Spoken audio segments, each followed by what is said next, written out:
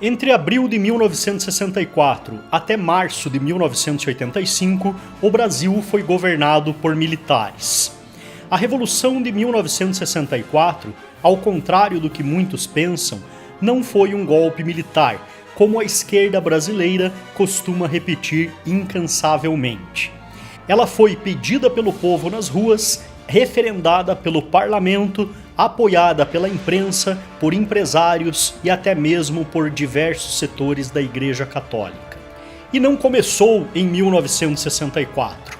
Ela foi resultado de 4 décadas de tentativas dos comunistas tomarem o poder no país. O erro de muitas pessoas que julgam o governo militar brasileiro é não conhecer os reais motivos do porquê ele foi implantado.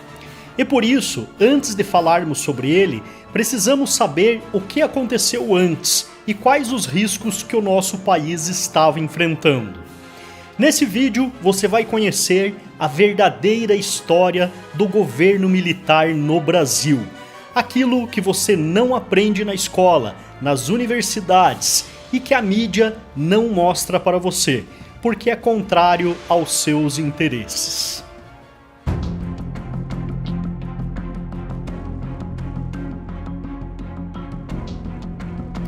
Após a Revolução Russa de 1917, Vladimir Lenin começa a colocar em prática sua política de expansão mundial do comunismo e inicia com a implantação de partidos comunistas nos moldes do soviético em todo o mundo.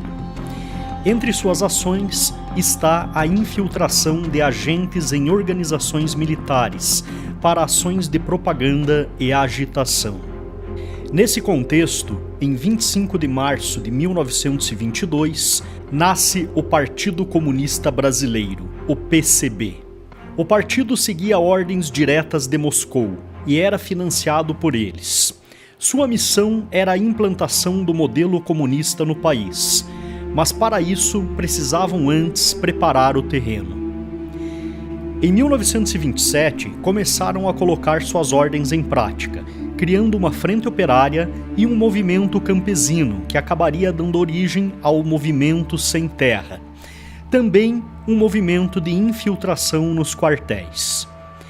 Foi dessa forma que, em março de 1931, Luiz Carlos Prestes, capitão do Exército, influenciado pelo PCB, aderiu ao movimento comunista. Em abril de 1935, o capitão Prestes foi incumbido pela Internacional Comunista a promover um levante armado no Brasil. O objetivo era derrubar o presidente Getúlio Vargas e tomar o poder. Na época, as opções não eram boas. De um lado estavam comunistas e socialistas, do outro, fascistas, integralistas e nazistas. E no meio, a população conservadora que não queria nenhum dos modelos de governo, ambos ditatoriais. Liderados pela Aliança Nacional Libertadora, uma organização socialista que usava como justificativa a luta contra o fascismo e o nazismo para tomar o poder, militares que faziam parte do movimento comunista iniciaram uma rebelião no dia 23 de novembro de 1935.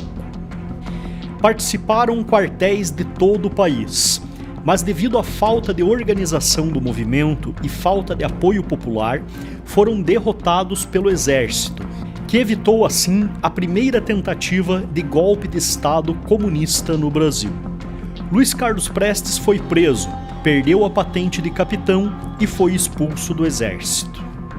Com o início da Segunda Guerra Mundial, a Rússia foi invadida pelos nazistas, o que obrigou o governo comunista a se aliar com países ocidentais democráticos. Seguindo orientações do ditador Joseph Stalin, o PCB passa a apoiar o ditador integralista Getúlio Vargas. Ideologicamente, não fazia nenhum sentido, mas na luta pelo poder as coisas nem sempre precisam fazer sentido. Apenas após o término da Segunda Guerra Mundial, tudo voltou a ser como antes. O governo do Brasil agora estava nas mãos do militar Eurico Gaspar Dutra, e a União Soviética passou a ser liderada pelo primeiro-ministro e secretário-geral do Partido Comunista, Nikita Khrushchev. O objetivo dos comunistas de desestabilizar os governos democráticos em todo o mundo voltou a ser colocado em prática. E dessa forma, o PCB tornou a promover agitações e uma política conspirativa para desestabilizar o governo Dutra. Uma das estratégias usadas pelos comunistas era a infiltração em universidades, em movimentos estudantis e o recrutamento de professores e intelectuais, formando assim um pensamento de que o comunismo era a estrada para a justiça social e tornando a doutrina marxista como algo revolucionário e romântico aos olhos de muitas pessoas. Moscou financiava jornalistas e intelectuais na Europa e nas Américas desde os anos 30, com o objetivo de difundir as ideias da utopia comunista, fazer uma falsa propaganda das maravilhas realizadas em seu país e criar uma visão de mundo perfeito. Enquanto isso, milhões de soviéticos morriam de fome ou eram executados a mando do Partido Comunista. Dessa forma, ser um comunista agora era sinônimo de intelectualidade e superioridade moral. Ser um rebelde que lutava por justiça social e contra o sistema opressor dos conservadores. Mas, na verdade, não passavam de marionetes nas mãos do governo soviético, servindo sempre para seus próprios propósitos de domínio global. Porém, apesar dos esforços, a chegada ao poder de forma democrática não estava funcionando, já que a maioria da população não queria os comunistas no poder. Em nosso continente, com a vitória de Fidel Castro e Che Guevara na Revolução Cubana, o Partido Comunista Brasileiro começou a defender a ideia de que a Revolução Armada era a única solução progressista para os problemas brasileiros. O Brasil era considerado pela União Soviética como um território estratégico, já que além de sua riqueza e dimensões continentais, fazia fronteira com quase todos os países da América Latina e ficava muito próximo dos Estados Unidos, seu principal rival. Se o Brasil fosse dominado, a vitória no restante da América seria praticamente garantida. E foram por esses motivos que no início da década de 60, o Brasil passou a viver seu maior período de instabilidade política, social, militar e institucional.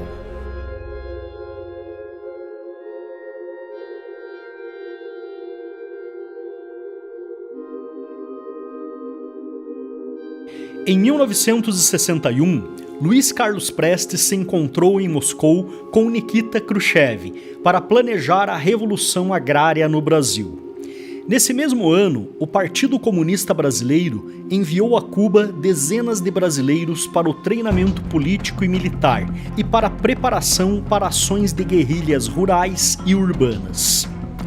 Em 1962, o Partido Comunista Chinês também recebeu na Academia Militar de Pequim grupos de brasileiros para treinamento de guerrilha com o objetivo de iniciar um movimento guerrilheiro na região do Araguaia. Ao mesmo tempo, no nordeste do Brasil, Francisco Julião formava as chamadas Ligas Camponesas, com militantes formados em Cuba.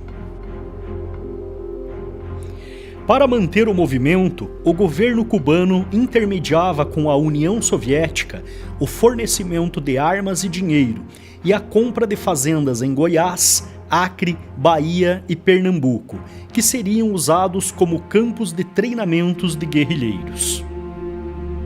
No dia 4 de dezembro de 1962, o jornal O Estado de São Paulo noticiou a descoberta de um campo de treinamento de guerrilha em uma fazenda em Goiás.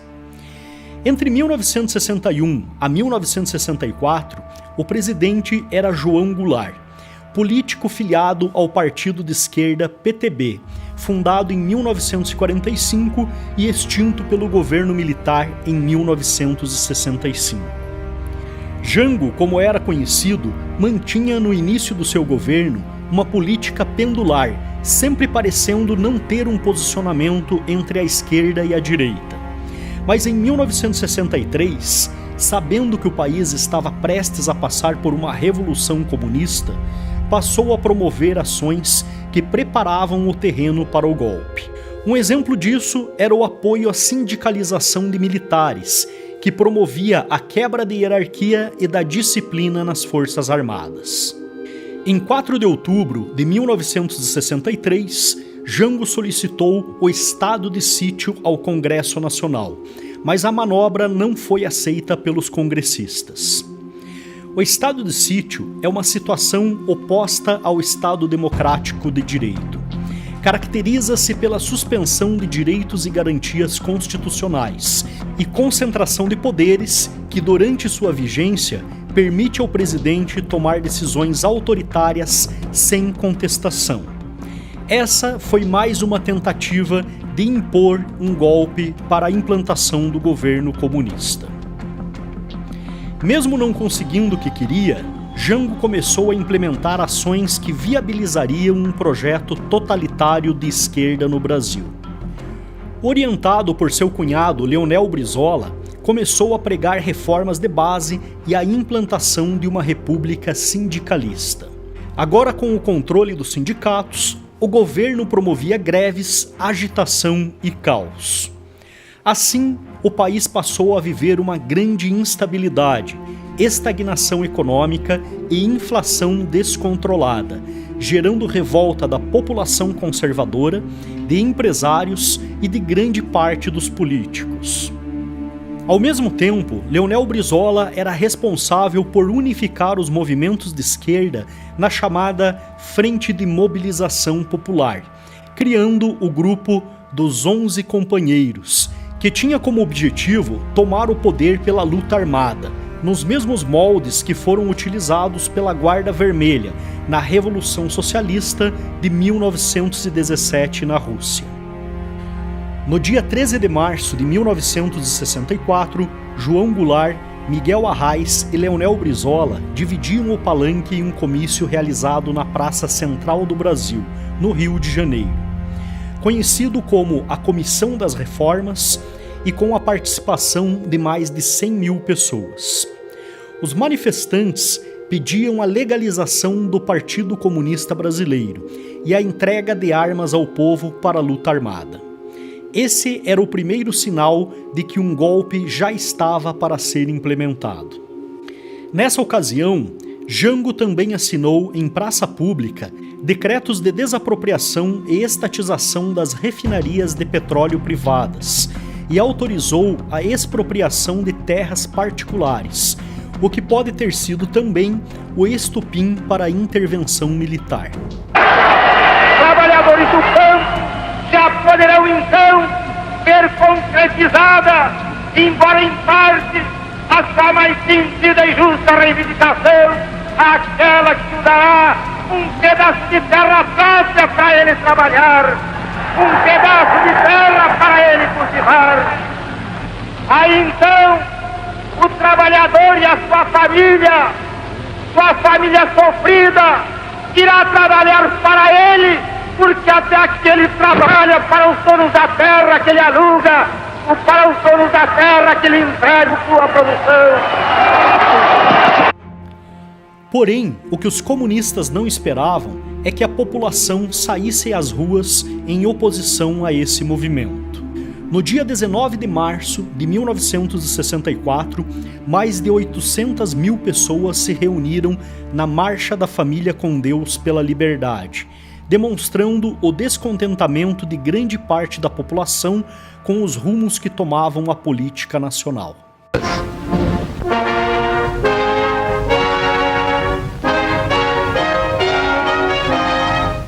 No dia consagrado ao mártir de nossa independência, realizou-se na capital a Marcha da Família com Deus pela Liberdade. Como nas outras capitais, foi revestida de completo êxito, numa demonstração de que o Brasil jamais será escravo de regimes que não condizem com os anseios de liberdade do povo brasileiro em geral. pessoas de todas as classes sociais, irmanadas pelo mesmo ardor cívico, reuniram-se em diversos bairros, percorrendo as ruas da capital até a Praça Justo Chermont, ponto final da grande concentração cívica. Milhares e milhares de pessoas vieram para as ruas para participar ativamente da grande manifestação pública de repúdio àqueles que queriam inverter a ordem e a disciplina das coisas tão intimamente ligadas à família brasileira. No dia 20 de março, apoiados por Brizola e pela CGT, a Associação dos Marinheiros e Fuzileiros Navais do Brasil declarou um motim, dando início a uma série de outras rebeliões nas Forças Armadas. Em Niterói, foi realizado na sede do Sindicato dos Operários Navais um congresso continental em solidariedade a Cuba, com a participação de delegações de partidos comunistas latino-americanos. Nessa ocasião, Luiz Carlos Prestes manifestou abertamente sua intenção de transformar o Brasil na primeira nação da América do Sul a seguir o modelo de Cuba, se tornando uma nação comunista. Em 29 de março de 1964, João Goulart compareceu à sede do Automóvel Clube para uma homenagem da Associação dos Sargentos da Polícia Militar.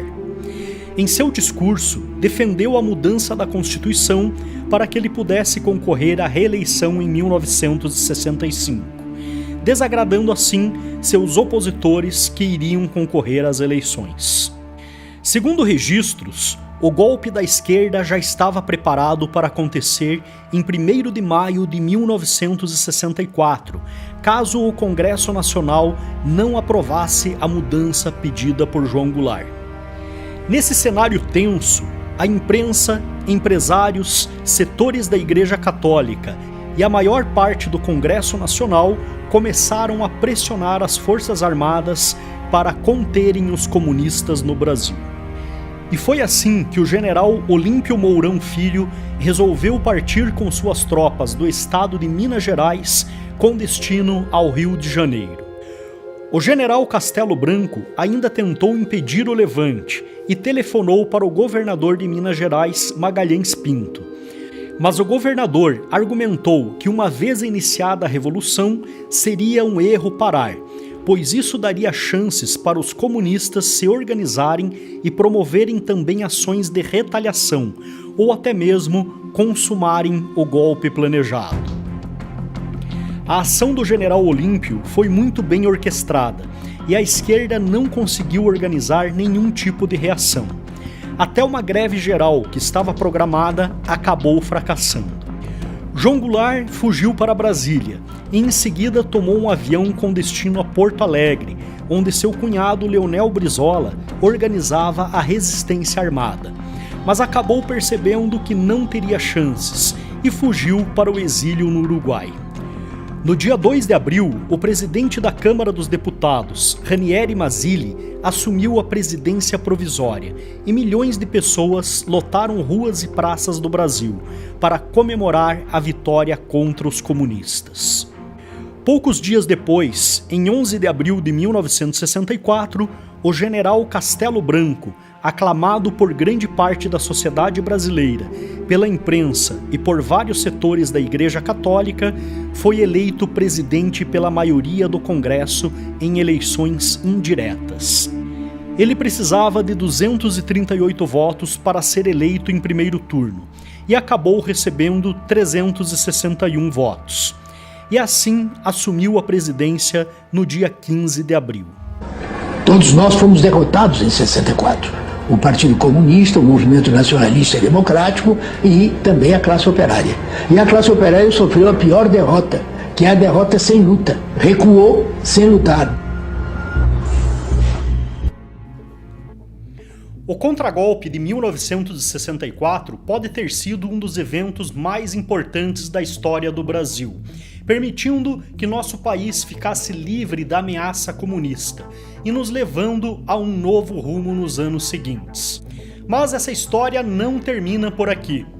Os militares governaram o Brasil durante as 3 décadas seguintes, porém continuaram tendo que proteger o país da ameaça de grupos terroristas que insistiam em querer implantar no Brasil a ditadura do proletariado.